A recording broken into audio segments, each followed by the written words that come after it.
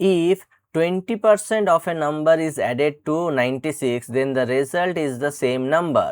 তাহলে 75% of the same number is, বলছে যদি কোনো সংখ্যার সঙ্গে 20%,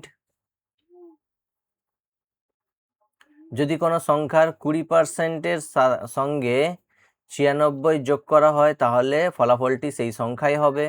তাহলে লিখে দিলাম 20% মানে 1/5, তাহলে x minus x/5 equals to কত 96, তাহলে 4x/5 কত 96, এখানে 4 দিয়ে গেল, 4 দুগুণে 8, 4 4-এ 16, x ইকুয়ালস টু কত 24 5-এ 120।